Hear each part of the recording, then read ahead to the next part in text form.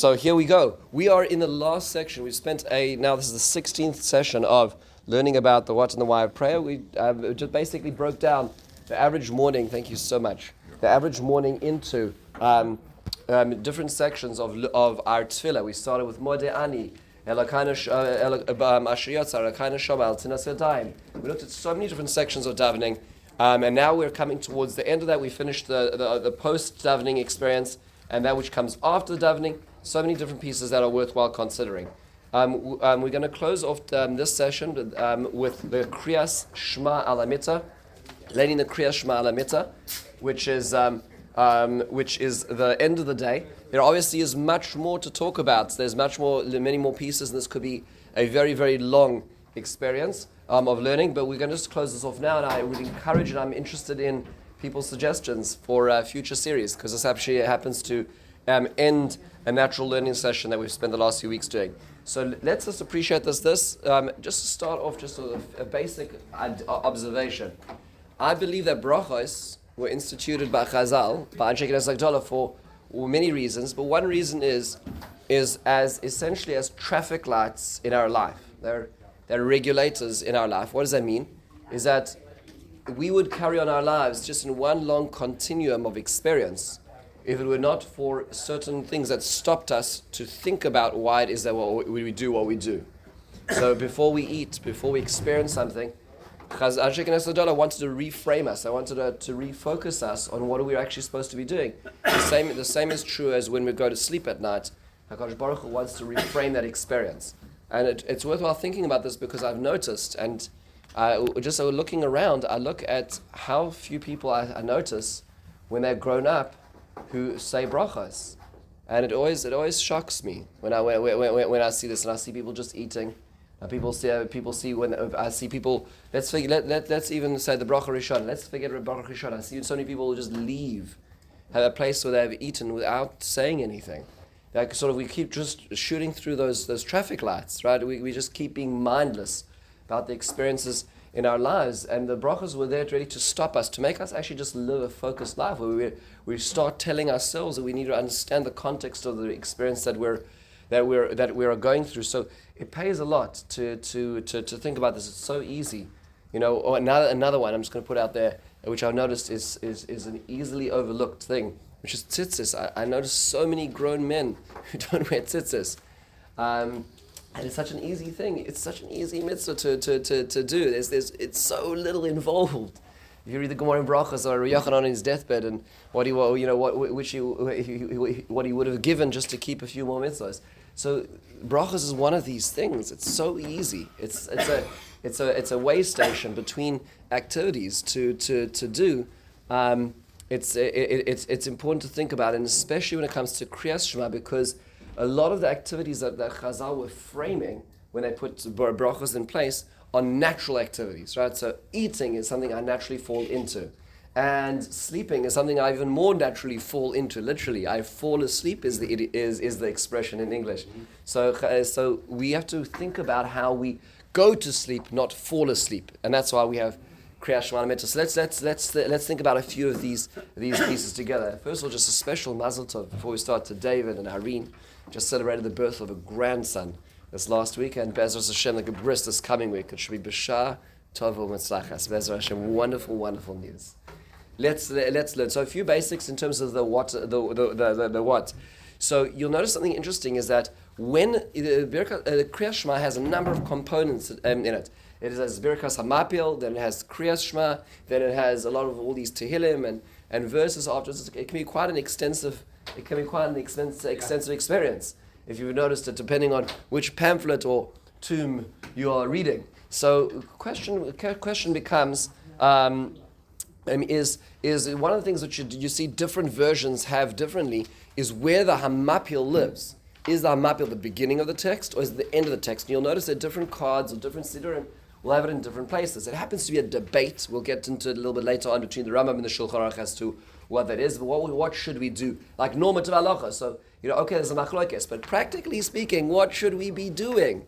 So the Mishnah Berurah says that it really depends on the nature of the person saying it, practically speaking. If you are the type of person that knows by the end of Krias Shma you will be in a semi-comatose state, right? Then it is better to say I might be at the beginning. And if you know you can make it through without being interrupted by sleep, then you should say it. You should say it at the end. Okay, so in terms of practically speaking, that's what the Mishnah Berurah tells us is the normative practice. Yes? Normative practice for me is that I read before I go to sleep. Yeah, so hang on, we haven't got there yet. John, you had to give me a little slack over here. It was just one question. So let's go a little further into this. So that is a question to address in a second. Another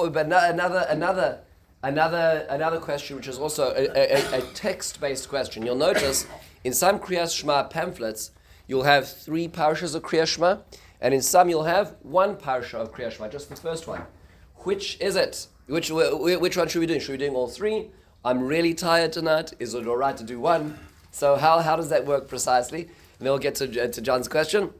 And that is, so actually, it really depends. It depends on what you did in shul. So if you davened Krias Shma correctly in shul at Ma'ariv, then you only need to do 1 paragraph. But if you did not do it correctly, then you needed to be doing all 3. Here's a little funny thing. I would wager that all the men in this room don't do it correctly. Why?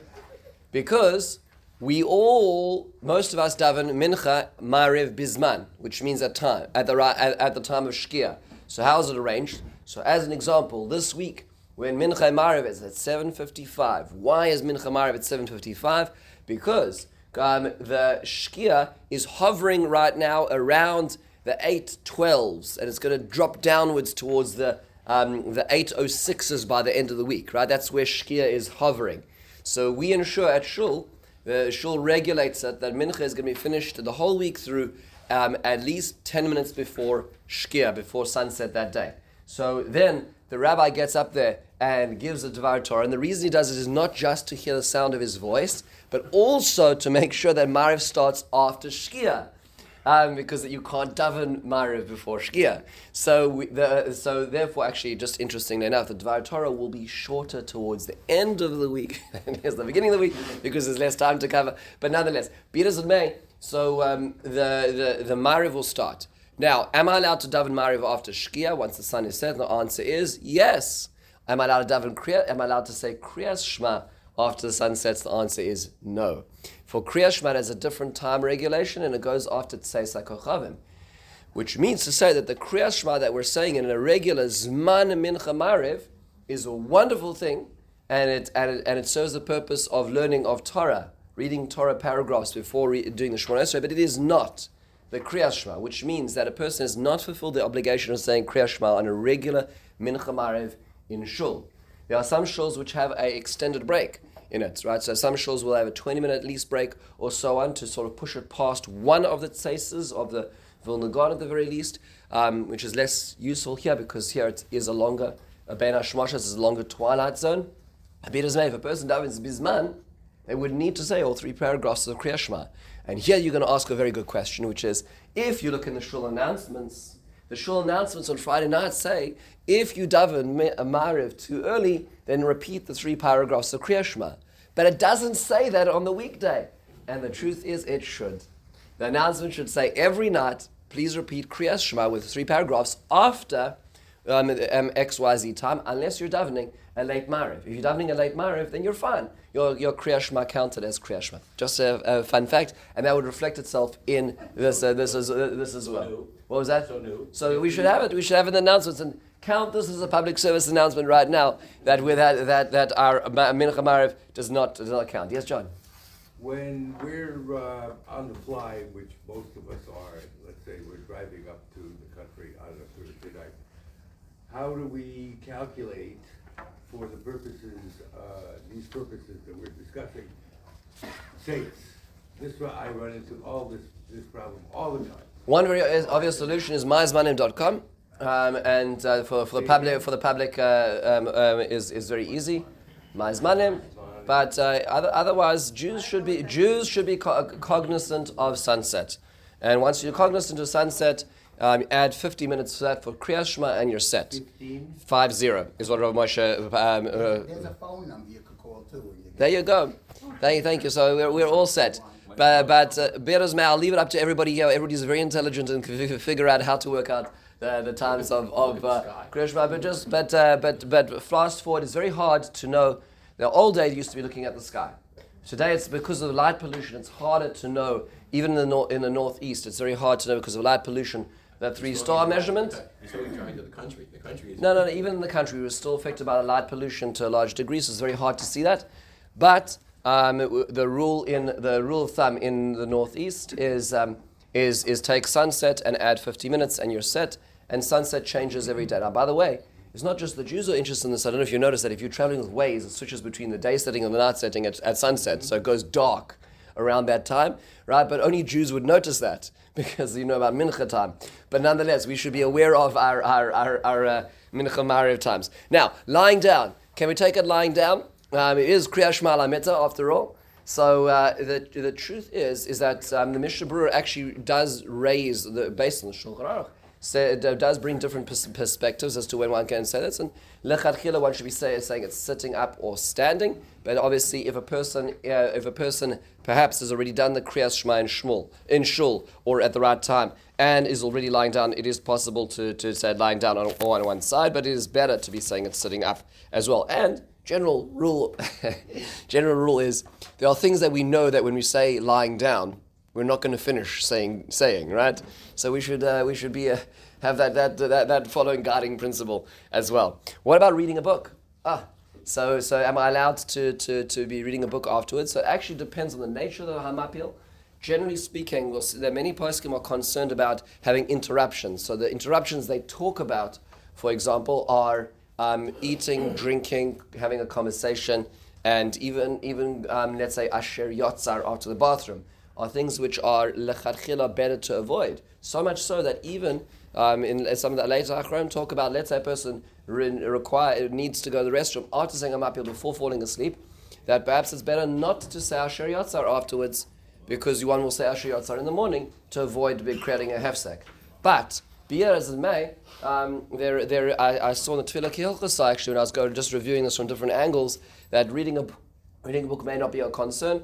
If one's not having a deep conversation with somebody, one's reading a book that may be grounds that might be sufficient to be able to not create a hefsek. One's not speaking, one's not interrupting, one's thinking as it happens. What about if I wake up? So let's say some people have this thing where they go to sleep and they wake up again, right? Whether it be a restroom break or it's just one's mind or it's just a physiological stage. What about do I say it multiple times? And the answer is generally speaking, no. There are those who talk about it, but generally speaking, it is a one-time deal, which will also reflect on the nature of it. So we say it, and therefore if a person maybe wake up another 2 times at night, that bracha has covered them throughout the night. Reflecting on that, what about during the daytime then?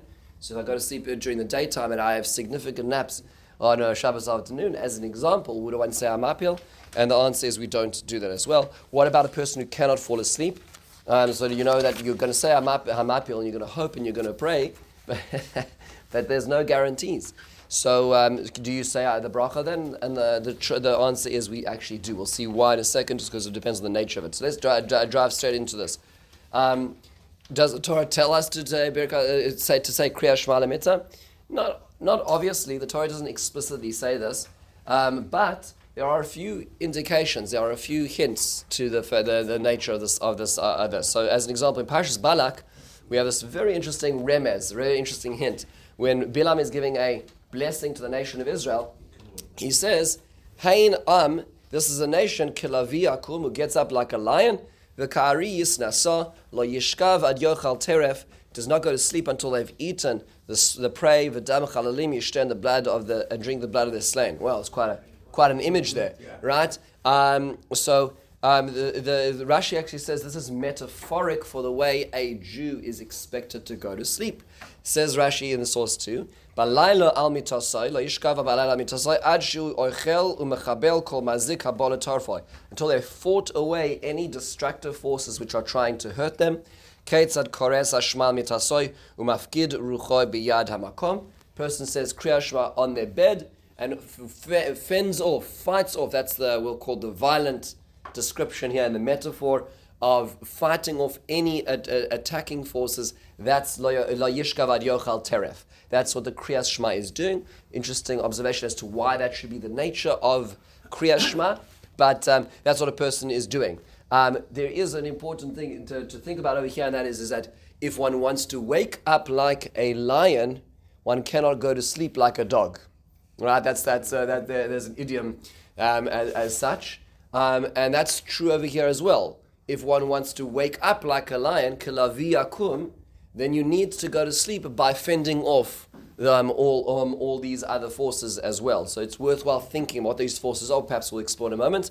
But it in terms of how the day begins depends on how the night ended, is what the pasuk is saying. And Krias Shma Al Hamita seems to be an important link in that chain. That's what Rashi is saying over here. And that it was a blessing that Bilam was saying. I would think that if you take it further, I think it comes back to the idea of brachas in general. Right, I always, it's remarkable to me, like when you stop on the side of the highway and you at this rest stop and you see the fellow, in their t-shirt and flip-flops walking out, eating their pizza, like they just bought in their super big coffee. They're walking out there, drinking at the same time with their chicken wings on top, and it's hard to imagine what it must be like not to have all the regulations. It's like we can get the bag of chips. That's basically it. Like like at the rest stop, and there's so many things which stop us eating, and then even when we've got the food, we have to stop and we have to stand still to say a bracha. Thank God, right? Meaning God allowed us, gave us a framework, right? So it's not like just like, you walk by and opening your mouth and everything falls into it. Like and so the same thing with sleep, right? What Bilam is saying, you're a special nation. You don't just fall backwards on the couch, and then that's it. In a magnificent spread eagle position, snore. No, you actually calibrate. I'm going to go to sleep, right? So that's what's being said in this pasuk, is that you're a unique nation. Think about it. Act like that. That's what's being said here. Now, so the Gemara talks about this in a few places as to what we're doing. So it's obviously a very early enactment. So the first is there's a few places. Rabbi Yeshua ben Levi says in the Gemara in Brachos in Daf Daled and Beis, Af al pi shekara adam Krias Shma beis hakneses. You may have already davened in shul. I think he's talking about after the right time, right? Mitzvah likros al mitasai. Even though you did accomplish that, you're supposed to do it again on your bed. Amar Rabbi Yossi Ma'ikra. What's the pasuk that tells us about this? As it says in Tehillim, Rigzu v'al techta'u imiru bilvavchem al mishkavchem v'damu sela. So the word rigzu is a complicated word because it means, they translate it over here in the Sansino edition as tremble, right? It could be also agitation, which is another word. Why are we using that word is a fascinating observation. But al techtu donsan, say in your hearts, on your beds, on your cot, v'damu sela, and be silent. So it's interesting is that there seems to be a way to go to sleep, and a part of that is doing something in your heart. Imru bilvavchem al mishkavchem v'damu sela. So before you go to sleep, say something in your heart, and have something right that you say beforehand. Prepare yourself for that experience as well. Interesting enough, the Gemara then says perhaps a Talmid Chacham does not need to say that, and the Gemara says that's not true. Even a Talmid Chacham needs to say one pasuk of Rachamim, so it seems that there's something necessary for everybody, perhaps different formulas as to how it works. I was looking at the Rav Steinsaltz's Gemara on this, and he said an interesting thing. Again, this is very much his own creativity here, but he says, why? What's the purpose of this? Why are you saying Krias Shma? If Rabbi Yeshua ben Levi has already said that you clearly have accomplished Krias Shma in shul, right? So what the function is, he says in his observation, Kedei sheyakayim b'poal b'shach b'cha. What does it Krias Shma say? You're supposed to say it b'kumecha when you wake up, and b'shach b'cha when you're going to sleep. So yes, b'shach b'cha is the defining the time, and that's the whole first bracha Mishnah in all of Shas, is when is b'shach b'cha? At the time that people are going to sleep. So that's when you're supposed to be saying Krias Shma. But he's saying, but actually, practically speaking, it's also more closer to what the Torah was asking us to do. When we say B'shach B'cha. First, this is fascinating observation. This is not mainstream thought. We'll see other reasons, but this is his observation. Yeah, Avi. Could also this be like a form of vidui that a person does as he gives over? Good question. So there are actually those who actually have vidui as part of the Krias Shma Al Hamita. Okay, so whether it is or it's the time to be doing it, there is that notion. There's sort of like, we'll call it the daily check-in at the end of the day, right? There is the Ribbon Shalom, which we have, which many say beforehand, which is releasing other people from one's debt. To go to sleep, releasing other people from all the anger and the difficulty and so on. So just sort of cleaning one's slate before one goes to sleep is certainly there. But it may have those ideas, but just to be fair, that there are nuscha ois that have vidui in it. The Shla Kodesh talks about that. So now let's look at the components. So that was the first thing, is just Krias Shma itself. Then where does the Birkas HaMapil come from? So this comes up in the Daf Samach Hamim Beis in the Gemara in Brachos. Almost the entire nusach of our bracha of Birkas HaMapil comes straight from the Gemara. There are a few bells and whistles later on in times which were added into it, which are all wonderful. But the Gemara says in Source 5, Hanichnas Lishan Al Mitasai, person going to sleep. Omer Mishma Yisrael Ad Vayam Shema says, which paragraph is that? Just the first paragraph. V'omer Baruch Hamapil Chavel Shenem El Elinai Sunu Avalpai Umeir Lishan Bas Ayin Yirot Som V'necha Hashem Elokai Shetashkiven Shalom Secha Ken B'Sar Secha. The whole nusach is over here. Very beautiful description. It's a really beautiful bracha about what sleep should look like. And in the very end, it's the Baruch Hashem Ameir La'olam Kolai B'Chvada, Hashem who lights up the world with his honor. Ki Meta'er. What does that mean? Ki Meta'er. When you wake up, Aramaic words. Okay, mitza'er, mitza'er with an aleph is to describe in Hebrew. Over here, mitzarer, this is where a person is waking up. Omer lakana shamash nasata b'taharihi. And then you say the other part of it, which is elakana shama, that's on the other end. So we have this bracha of Amapil. It sounds like it is said with the first paragraph of Krias Shma. This is an additional component. We have to ask ourselves, what's the nature of this bracha? We'll get there in a second. Just wanted to get the details out here. Part 3 of this is said in the Gemara in Shavuos. It describes that when Rabbi Yeshua would go to sleep at night, he would say what's called Parashas Negaim, the paragraph of plagues, or Pagaim, attackers, dangerous forces. What does that mean precisely? So the Gemara says what he would say is, in Source 6, V'omer Yoshev b'seiser Elyon b'tzel shada yistonan amala Hashem atzim asur asir atach boy. So you say that this part of this is Tehillim Tzadi Aleph, which is a very special prayer. We say at special times. When else do we know that we say this, by the way? When is it usually said? At a funeral, right? And it talks about when a person is, how Kadosh Baruch Hu is, so to speak, is the protection, is the overarching protection for the neshama. This is when we escort the niftar. It's worthwhile noting that this shouldn't be lost upon us that sleep is a me'ain of misa, that sleep is a handing over of one's soul and a separation of soul and body to a certain degree. So it's worthwhile thinking about that process. But then finally, Kiyatam Asiel Yan Santam Anecha, V'choyz v'omer Mizmor LeDavid B'varcha Mipnei Avshalom Banoi, Hashem Arabu Tzara and also saying the third paragraph, the third Mizmor in Tehillim. So these are the practices of Rabbi Yeshua. This seems to be a separate thing to Krias Shma Al Hamita. This is what's called Parashas Negaim. He would say these things, and it seems to be relating to Negaim, perhaps fending off certain damaging forces in the world as well. This has become part of our Krias Shma. So if you'll notice in our Krias Shma, if you open up an average siddur, it goes Hamapil, Krias Shma, and then these two paragraphs. They leave out the Koteres, which means they leave out the introductory verse of paragraph of Mizmor Gimel, but it's Hashem Arabu Tzarai, which is Mizmor Gimel, which is based on the practice of Rabbi Yeshua in the Gemara over here. And later on you'll see in the Gaonic time extra additions added on. So for instance, the Torah quotes in Source 7, Rav Amram Gaon.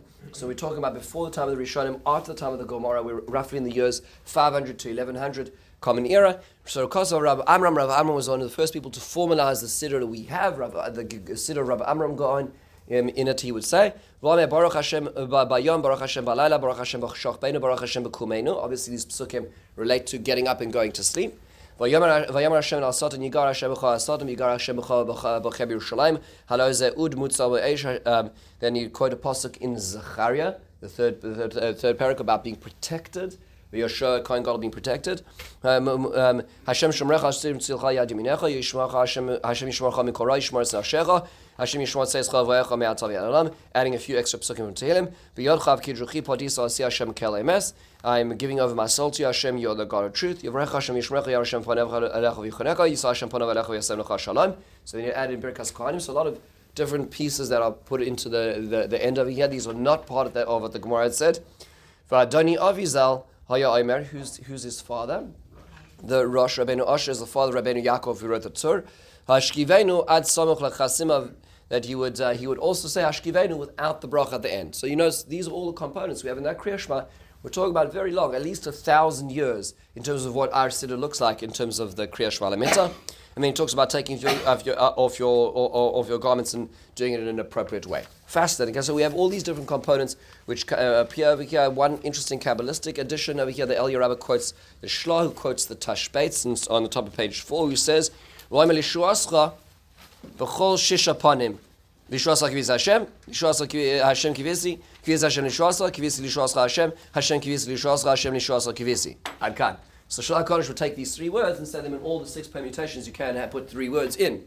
Okay, he says, Kakos Mate Moshe, he quotes the Mate Moshe, Vatam, Lavriach HaMazikim, HaMashchisim, Mikol Shisha Kitzvois HaOlam, so why 6 times or 6 permutations? Because of trying to fend off dangerous forces in all 6 directions, up, down, and then north, east, west, south, and south. So that's sort of why 6. We don't do it that way. We only do 3. We do it 3 times, and the way we do it is with that pasuk Lishas Lakivitzi Hashem, which is one of the shortest pasukim in the Torah, in the bracha of Yaakov Avinu to his son Dan. So what we do is Lishas Lakivitzi Hashem, Kivitzi Hashem, Lishas Hashem, Lishas Lakivitzi. And just the way we're doing it essentially is we're essentially Hashem's salvation, Hashem's name is moving closer to the beginning, right? Essentially we're seeing the salvation of Hashem as his name becomes more expressed in that verse. That's where we're saying, but where does that practice come from? It comes from this Kabbalistic practice. I think this accounts for almost all the things over here. There is one other an interesting addition, which you'll see in later Achronim, and that is for a man to say the first 4 chapters of Tehillim. After the Krias Shma, you'll sometimes see Ashrei. That's the first paragraph in Tehillim, and the four paragraphs. So then, that is how a person should be in the mindset not to have a unnecessary seminal emission. That's an interesting observation, which is said. You'll see actually on the night of Yom Kippur, it specifically says that as well. You'll see it in the Machzorim, but on a regular night, that's also put over there. So these are the different components of the Krias Shma. So now, question is so. What's the nature of this? And perhaps the nature of it is best to focus on the bracha of Hamapil. Krias Shma itself, there may be multiple reasons, but what about Hamapil? So it may actually depend on where you say it, when it is placed in the actual liturgy, in terms of relationship to sleep. Because just a quick recap about how brachas work, there are 3 categories of brachas that the rabbis instituted. The one category is called Birkas HaNehenin, when I am enjoying something in the world, I'm eating, I'm smelling, I'm having a physical pleasure, I have a bracha which frames that experience. Then there is the Birkas HaMitzvah, I'm about to perform mitzvah, I'm about to shake the lulav, I'm about to hear the shofar, for a man I'm about to put on tzitzis, so I say a bracha, and we know that those brachas are unique because they have a different nusach. Baruch atah Hashem Elokeinu melech haolam, extra phrase, Asher kiddushanu b'mitzvosav v'tzivanu, X, right? So that's the Asher Kiddushanu B'mitzvosav is the mitzvah part of it. And then there's a third type of bracha, which is a Birkas HaShevach V'Ha'adah. We're in wonder, emotional reflection on thunder, lightning, rainbows, large amount of people, mountainscapes, the Mediterranean Sea, all kinds of wonderful things. Those all fall into Birkas, the bracha of Birkas HaShevach V'Ha'adah. So where does the Birkas HaMapil fall? So that becomes the question, is what's the nature of this experience that we're supposed to be doing? So it may depend on when we put it. So as an example, there's a very important Magen Avraham. We're not going to look at the whole thing, but just the beginning is important. He says in source 9, so the second line, which is Sif Cotton Bays, he says that the Shulchan Aruch's language indicates that we actually should say the Birkas HaMapil at the end of the process of all the rest of the things. That should be right next to sleep. And so it seems to me should be the case. It is so it's interesting.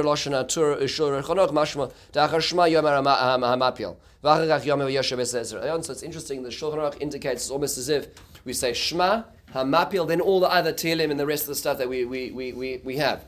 He said the reason he suggests for that is because that is all about warding off perhaps damaging forces, which is not considered a hefsek or a break. Now, when you use this language, that you need to have a mapil adjacent to the sleep process, what does that tell you about the nature of that bracha? What type of bracha is that then, if this is the way he's framing it? So it is interesting which bracha which of the 3 types of brachas is most necessary to be closest to the activity? So the mitzvah, yes, that's true, and that's over la'asiyasan. But this is not a birkas mitzvah because we don't have that extra phrase, the birkas mitzvah, right? This is not shekishon. Birkas hanen, right? So the birkas is a blessing on food, which is why if I'm holding an apple, right, and I say the bracha on the apple and it falls on the ground, right, and it gets ruined, then I have a problem to say a new bracha because the bracha has to be really very, very much connected to the activity that I'm doing. When it comes to the birkas hashevach, the birkas hashevach actually is responding to a phenomenon, so you should have it close enough, but there's a lot more flexibility in terms of the birkas hashevach, in terms of the proximity to the experience as well. So the fact that the Magen Avram is telling us you've got to make sure that you're going to sleep right after you say this bracha, and that's why it's put even after the paragraph of Krias Shma, after the whole experience. It's telling us that it sounds like it's a little more about the nenim. What's the hana over here? Don't we all wish we could sleep more, right? So that's the point. He's saying is that sleep is a physical activity, right? Our doctor just walked out, who's a sleep specialist over here, and it is fascinating actually. When Dr. Huberfeld was here, he gave a lecture in the shul on the topic of sleep, and he pointed out that there's two reasons why the body needs sleep. One is because of circadian rhythm, so there's light cycles that reflect the need for sleep. But there is another reason as well, that there's a certain enzyme which builds up in the brain and it needs to be metabolized after a certain period of time. And one becomes heavy if that's not metabolized, and there's a natural need for sleep. Jet lag is when the two are not in tandem with each other. Right, so jet lag is when the circadian rhythm is telling me it's light now, but one's brain has all this enzyme which one hasn't been able to metabolize because one hasn't had the time to sleep. So one feels tired and heavy in the middle of the day. Right, that's when jet lag happens. There's two separate indicators. I'm just quoting Dr. Huberfeld here, but it's just so fascinating. So sleep is a very pleasurable activity for many people. Think about what we do, how many loops we jump through to be able to get a good night's sleep, right? Speak to Celia and how much they're going to how much money they're going to charge us to do this. So he says that's a hana. So you say a bracha on that. The bracha needs to be close to it. However, if you look at other mefarshim, like a later contemporary of the Magen Avram, the Eli Rab on the Shulchan Aruch says in source 10, quoting the Shiarei Knesset Gdola, and he says, "Matzasi bebirkas Avram daf chav zayin, kasher shema lo yishan." He says, wait a second. Let's say you say the bracha of Amapil and you can't fall asleep. So how could you say the bracha then? How could you say the bracha on something which is not definite, which is not imminent, which is not 100% guaranteed? Let's say I see, that an apple is flying through the air. Can I say the bracha if I do not know if I'm going to be able to catch it and grab it? No, you got to have it in your hand. Right, you can't say a bracha on an indefinite outcome. He says v'yesh lomar. He says potentially to birkas hamapil hu al teva hashena. It's on the nature of sleep that God instituted in the world. She'iev shashla yishan. People just cannot make it without sleep. What's the most effective form of torture or an extraction of information today? Is sleep deprivation. Right, it's much more effective than physical torture. Aval b'sukkah imistayer lo yishan klal oidiyah shlomer hashamapilhu min haga shel oilam kama birkas anoisen asech v'vina v'afilu lo yoshen mevarech. Perhaps it's not only on my personal experience of that, but it's on the nature in the world that God allowed human beings to sleep. I remember there was an old TV show. I don't remember what it was about two aliens who came down in the form of a human body. And they wanted to act like human beings, and so they get onto a bed and they're just lying there looking at the ceiling, and they say, well, these human beings, they lie down, but what are we supposed to do next, right? So, but when it comes down to this, thank God we have this time. It's the grand equalizer. Imagine that you could bank sleep. Imagine that you could sort of put a credit in, and you could have an army of people and sleep them for 3 months, so they could just attack for the next 3 months. Terrifying thoughts about what people would do with this. It's the grand equalizer. Give it 18 hours, and everybody's and that's it. We're all very vulnerable. We're flat on our faces. So thank you, HaKadosh Baruch Hu, for allowing us this renewal process, and we're thanking on that. If that's the case, that's much more of shevach in general, and it relates less to my personal experience about it. This is lightning. God, thank you for allowing that there's a discharge of negative charge, and it precipitates a storm, and there's rain. Thank you for all these things, Hashem. So thank you for the notion of sleep, and therefore it doesn't relate specifically. With that, if one looks at it from the Eli Rabbah's perspective, obviously there's more flexibility in terms of how close it is to sleep, which would also explain why, like in the Rambam as an example, the Hamapil comes first, because it's less consequential that it's right next to the activity. Right, this is where we see these ideas expressed elsewhere. So now, that's the Hamapil itself. But what about the actual Shema itself? So why are we doing the Shema? So the first most obvious reason is, actually, most people don't realize this, it's the third Rashi in all of Shas. Rashi is on the first mission in Maseches Brachos, which describes that you're supposed to say Krias Shma ve'adnat ad sof hashmura rishon. I didn't put this in the notes, but Rashi says that he says the following. I'm just going to quote from this Rashi. He says, Im ke'noma koronos bebeis hakneses kedei la'amod betfilah mitoch divrei Torah. Why do we say Krias Shma in shul if we're only davening right after the Zman, like most Marivs are? So why are we saying it then? He says, kedei la'amod betfilah mitoch divrei Torah. That you're saying your Shmona Esrei after divrei Torah, which is Shema, but not the mitzvah of Krias Shma, but just the paragraphs of the Torah of Shema. And he says, Achitani b'braisa v'Yerushalmi, he says, L'fichach choyva alenu likrosa mishetechshach uvekriyasa b'harpash rishona she'adam korei al mitasa yatsa. By saying the first paragraph of one's bed, one is fulfilled the mitzvah of Krias Shma. So Rashi says the most basic thing is if one didn't say Krias Shma properly, one should be saying it on one's bed because one needs to fill in for what one didn't do. If one didn't say it, there's a mitzvah to say it or not. That's it. If a person did not daven Mariv, let's say a woman is not opted into to Mariv, and is saying Krias Shma Al Hamita is literally the Krias Shma of the night. So that's number one, is most basic. But another part of this is that did you remember the Gemara Brachos and Daf Samach of Beis that we noticed over there? The first thing the Gemara says is when a person is nichnas limitaso, they say hamapil. Then what does it say? The next paragraph in the Gemara is kimatayr. When you wake up, you say Elokai neshama. God, you put a neshama into me. Says the Meiri, the Rav Menachem Meiri on the Gemara in the 1400s, in source 11. You notice something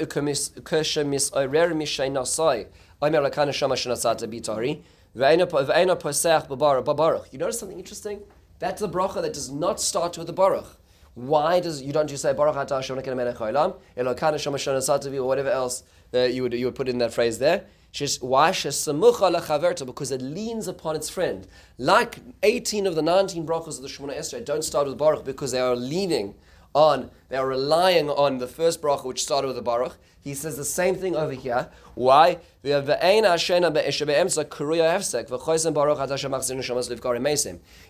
L'kan Shama is the tail end bracha of the Birkas HaMapil that you said before you go to sleep, which is fascinating, which means to say we are framing the experience of sleep. Sleep, in a certain sense, is being framed by two brachas. And how do we end the Krias Shma Al Hamita? I'm giving over my I'm giving you my neshama. What's the morning? Is you returned it, and you're going to return it in the future, which means to say we're framing this experience. Very beautiful, right? We don't just go to sleep. We don't just wake up. We talk about it on both ends, and we appreciate the experience. Very, very beautiful. That's number one. Now, then in terms of appreciating the sleep itself, the Gemara tells us in Brachos, a fascinating, very obscure idea. Al teishu al mitas aramis. Don't sleep on an Armenian bed, or an Aramean woman. Don't walk behind a shul when, Eri is davening and you walking in front of it, kind of thing. When Eri sees you not davening. As examples, the Gemara says, "What does that mean?" Don't go to sleep like a non-Jew, right? Don't go to sleep like an Aramean who just falls asleep. Make it sacred. Say Krias Shma. So it means say it's framing. Anything we do actively, thoughtfully is different. There's another few explanations. The Gemara, what that means is that the Gemara describes that there was one time there was a fellow who sat on a bed on our Aramean woman. And she asked him to sit on the bed, and he refused to. And then they found that there was a dead body of a child underneath the bed, and she was going to frame him for a crime he didn't commit. So, not something new in Jewish history, unfortunately. Blood libels go very far back, but nonetheless, just be careful. That's what the Gemara is saying is because of that. But be it as it may, that a person should be thinking about the uniqueness of being a Jew with this.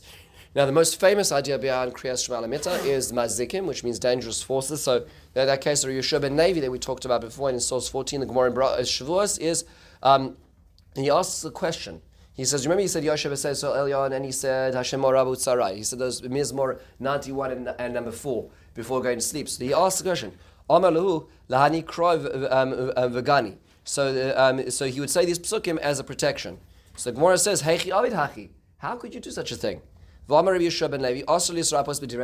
use Torah as a healing process. Now, just to clarify, you are allowed and absolutely must daven, but to what's called loichesh alamaka, which means to say to whisper psukim as a segula over a wound. That's what we talk about. He says Torah has not been meant to be used as incantations, right? For all kinds of things like that. People get very trapped in these kind of things today. Amulets and all that stuff is coming back, right? So Torah, got to be careful about what we're using Torah for. So how can you say these things? He says lahagen shani, to protect is different than to heal. Okay, right? Prevention, 1 ounce of prevention, a whole pound of intervention. So that's what is being described over here. So it really is chasing away something. As an example, the other Gemara in Brachos also says on Rabbi Yisrael, Al Kol HaKorei Krias Shma B'Al Hamitasai, Mazikim B'Delim Mimenu. You say Krias Shma, Mazikim, dangerous spirits, separate from you. And he talks about these psukim, B'nei Reshef, Yagbiu Uf, all kinds of fascinating forces, what B'nei Reshef are, and these interesting things that happen at night. So you say to yourself, well, when's the last time you met one of those? When did anybody have any encounter with any of these things? So the truth is that the way it's described, the way that the Ramchal describes in Derech Hashem essentially is an encyclopedia of Jewish thought. So he talks about all kinds of fascinating things, and he says, like sleep. How does sleep work exactly? So he says when a person sleeps, essentially the higher levels of the neshama of the person's spirit are become less tethered to the body, so to speak. The kite string is lengthened, right? So they're no longer as incarcerated by the body. So yes, the nefesh remains, which is the lowest level of the soul, but the ruach and the neshama and the chay and the yechida start drifting, which is when a person sleeps. Yes, wait a second, but we can physiologically measure them and put sleep meters on them. Yes, you're right. We can measure the body and the expression of the nefesh, but the parts that you can't measure with those instruments are actually are actually traveling. And they have experiences in the divine world, says the Ramchal, which accounts for some aspects of dreams, not all, so the rest of it might be the chalent, right? Are physiological, but there are spiritual emanations which are as a function of where the higher parts of the neshama is wandering, where it is exploring. And also in that area, the negative forces that the neshama encounters in those realms could be damaging. So when we are saying the Krias Shma Al Hamita, we obviously think immediately, is the door locked? Are the windows closed? Is the alarm on? Right, all those things. But no. You have to think about where you will be metayel, right, where your soul is going to be experiencing. That's what's being referred to here in the Gemara. Those are things you don't feel and you won't be able to describe, but there's something else going on, which is referred. Now that's from a Kabbalistic angle. It's worthwhile learning the Ramchal inside. But from those who live in the rationalistic camp who say, I don't subscribe, it's very hard for me to understand that. So the Meiri does say a very fascinating thing, which is a worthwhile thing and very, very practical in source 17. There's a little paragraph here. He says, "V'atam kriyazu pirshu b'talmud ha'ma'arev lahavriach es hamazikim ubi uroi." Says the Meiri, very much in the rationalistic camp. Etzli hamazikim hayudim v'hem hadayos hakoizim v'yiskiku b'itos ha'panai liyached es Hashem shelo yite b'emunos ha'shniyos. Is referring to bad and corrupt thought processes. Means to say, we are incarcerated in many thought cycles that we don't allow ourselves out of. We hold suffering, we hold grudges, we hold envy and jealousy in our hearts, and we don't allow ourselves to escape these things. Says the Meiri, that's the mazikim. The mazikim isn't some sort of extraterrestrial force which is affecting us. It's ourselves not letting ourselves go. And so at the end of the day, when we're saying Krias Shma Al Hamita, to protect ourselves from ourselves, that's when we say the Krias Shma Al Hamita. Just relax, let it go. I just started reading The Choice, right? And just thinking about the way she describes releasing oneself from one's own prison. We are imprisoned by ourselves, and most people in life don't change. They just become more like themselves. And if we don't work on ourselves, so every night we have a check-in, and the check-in is can I release myself from negative thought patterns, bad emunos, bad beliefs. And those bad beliefs start at home. How do I see myself? And that reflects to how I see my family and how I see the world. And I can't forgive myself, I can't forgive them. And that's what the Krias Shma is about. So it's much more practical. And by the way, usually when you walked into the Meiri side of the camp, it's much more work. It's all nice to go with the side of the Kabbalistic side that by saying these things, I'm protected. And that's wonderful. And there's a huge amount of truth to that. When you come into the idea of the Meiri, I'll give you an example. The Meiri says, what is the impact of eating simonim on Rosh Hashanah? So Kabbalistically, in the year, and the beginning, and sweet, and all these kind of things. The Meiri says, it's like when you're eating your meal, and after you've spent all these hours in shul, and now you are burying your face in the cholent, right? It says, it's meant to be that you're supposed to be thinking about, do you deserve the things you're asking for in your davening? What am I going to do right now to be different? Now, that's much harder to achieve than eating the simonim and thinking about Kabbalistic elements of what the year before, because it requires work. Right, so just to appreciate the difference in perspective here, and that's what's supposed to be happening in Krias Shma. So, coming back to this element of vidui is related to this idea as well. Coming back to that Ribbon Shalom about releasing other people at the beginning is related to this idea. A lot of self work over here, and of course, finally last point over here is as the first halacha in Shulchan Aruch says, Yiskaber ba'akari lamod ba'boker la'avodas boroi shehu ma'oras hashachar. He's supposed to awake like a lion. To bring about to wake up the dawn, and the Ramah says that